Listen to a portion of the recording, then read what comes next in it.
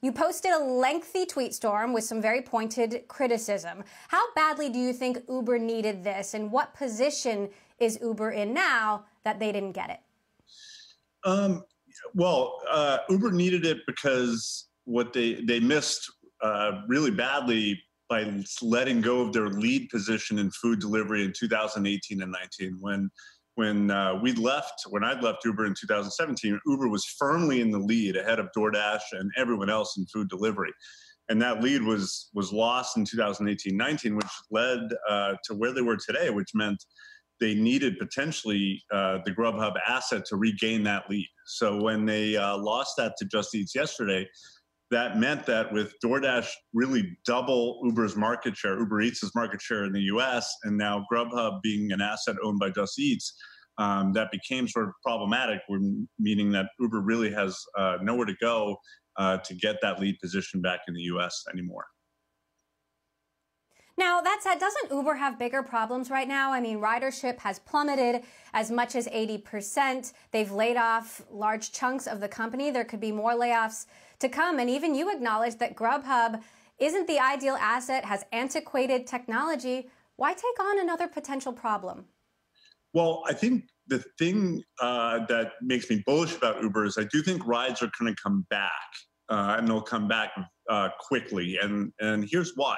I do think there'll be a substitution from mass transit, where there's lots of crowds, into Ubers. There might be some substitution from Ubers and rideshare into private vehicles where people want to be not around anyone, not even another driver.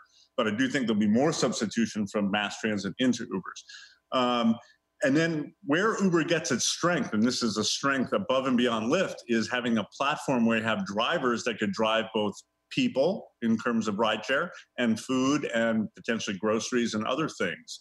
And that's where the Uber platform gets really strong. And so if Uber's food delivery network is really strong and the rideshare network is really strong, that's the power of the Uber platform. So strengthening that with Grubhub, I think, was a smart thing to do. And that's why I think Dara was going after that asset. Now, you said in your tweet storm, you say losing this deal will likely cause structural weakness in U.S. food delivery for all players for years to come. The best outcome is to hope for a future merger with DoorDash. And you say that Tony Xu, the CEO of DoorDash, should become the CEO of the combined company. Why? And why not Dara?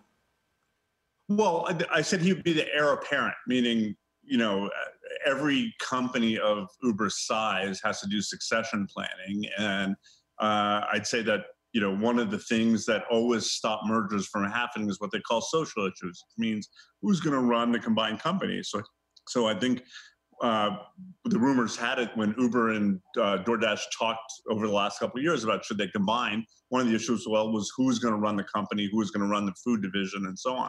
So my proposal or my thought was that if they were to merge these two companies, that the heir apparent, meaning, after Dara had decided to retire, as I'm sure he wants to do someday, that Tony could maybe look at running both parts of the business, the rideshare and the food delivery, because he's a founder of that company, and I think founder-led companies tend to do better over time, in tech especially.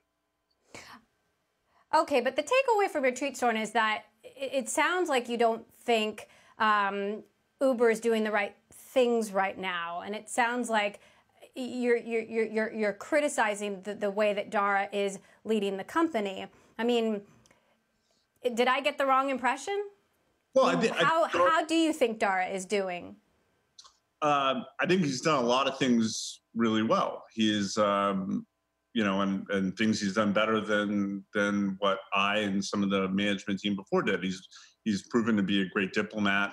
He's proven to sort of bring calm to the storm in a lot of ways that we didn't do. So I think he's done some very good things on that. He's taken the company public, so lots of good things. On the other side, you have the stock price. And the stock price is ultimately the ultimate measure of, is value being added to the company? And I think SoftBank, when they invested in January of 18, they invested about $33 a share. Today, the stock price is about $32 a share. The last time I sold stock to an investor was about $47 a share. So I think every shareholder, Dara included, myself, others want to get back toward $47 a share and beyond. So I think ultimately that is going to be the measure of, is this management team successful? And I want them to be successful more than anybody, because I'm still a large shareholder and have most of the shares that I've ever held in Uber still in Uber shares. Now, that said, you left Uber in a storm of controversy 3 years ago. I know you've admitted that you've made some mistakes. There was the going to a strip club with employees. There was, what some employees called a toxic culture created at the company. How do you reflect on that? And what do you say to the folks who might be thinking, why should we listen to you? Well, I mean, I think that people can have their different views on the culture. It was, there was a lot of amazing things that came out of Uber. And I think even Dara has said that no one could have created the business that we created in such a short time frame with the ambition that we did. And there was a lot of things that were great about that. And I think those things are things I don't want to apologize for and won't. But that being said, there was mistakes that I made, that we made, and I would counsel all the entrepreneurs I work with today not to make. Every business makes them. You look across the landscape today and you say, what could any business do better? And I think those are things to learn. In terms of, why should anyone listen? It's like, who do you listen to today except people who've succeeded and failed at certain things and have lessons to draw on those experiences? I mean, I was an acolyte of Bill Campbell, the $1 trillion coach, and some of the things he taught me were learn from the mistakes you made and learn from the successes and pay those things forward. And that's what I've been doing. And hopefully I can do that to other entrepreneurs going forward as well. Do you think Travis would be doing a better job than Dara is if he was still the CEO?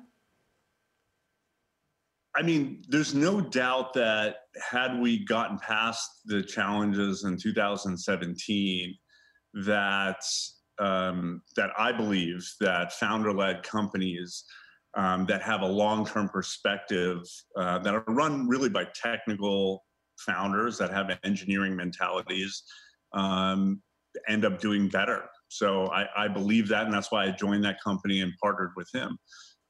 So I believe that, and I think even Bill Gurley, who was one of the architects of the ouster, said that ideally you want the founders to go all the way. So I think most people would say that would be the ideal outcome, and the company would have been better off had that been the case, had we gotten through the troubles of that year. You've been critical about how Uber has handled the deal-making process, and I wonder, looking back, you could have bought Lyft. There was a time when that could have happened. Yep. Was that a mistake? That was a mistake, for sure. I think, and that is, again, another lesson I give to entrepreneurs who are in highly competitive environments, which is sometimes when you're in a dogfight with another company, and it might be sometimes a better answer is to merge with that company and join forces and to tackle a market together. And I think had Uber and Lyft done that earlier, that would have been a really smart decision. And I think anyone who was involved at the time, and we still talk about that, some more stories with people who were involved at the time, I think, or to a person, we all say that would have been the smart move. Meantime, a number of the places that you and Travis took the company into, a number of countries, these are markets that Uber has now retreated from. And I wonder if you moved too fast and if Uber just was never meant to be as big a company as you and Travis thought it could be. And if that's just the way it is now. I mean, it's funny, they would use the word retreat. And I'll pick that bone for a second, which is when you go into China and you end up owning 20% of Didi, or you go into Russia and you own nearly 30% of the Yandex taxi, or you go into Southeast Asia and you own 30% of Grab, and together the stakes in those companies end up being worth $15 billion, maybe more someday. That retreat that's worth $15 billion ends up being pretty worth it. So those stakes in those companies alone are worth more than Lyft's entire market cap. So I would say that those ventures were completely worth it. And I'd say that had we still been there running the company, we might have also been in grocery delivery, We probably still would have been leading in food delivery in the U.S. And lots of other things. I think the ambition that comes with being a founder-led company would have far extended beyond where Uber is today, and the deals we did back then led to lots of value creation. Now, from a cultural perspective, a lot has changed. There's been a whole Me Too movement. We're in the middle of this social crisis right now, protesters in the streets. As you look back, what would you do differently if you could? Well, I'd say that Uber in a lot of ways was on the front end of a lot of the social movements. In that, you remember 2017 was the first year of the Trump administration, and a lot of activism had started during that year. In fact, part of the first crisis of that year was the Delete Uber campaign, which happened around the Trump Business Council, which sort of this inadvertent minefield that Uber had stepped in. And I think what you learn is that, and what I've learned in the last few years is that politics and business are more intertwined than they've ever been. And there was a time maybe a while ago where you could be a leader of a company and sort of focus really on what's happening in the business and the business alone, and not really think about what's happening in the outside world. And those days are over. That does not work.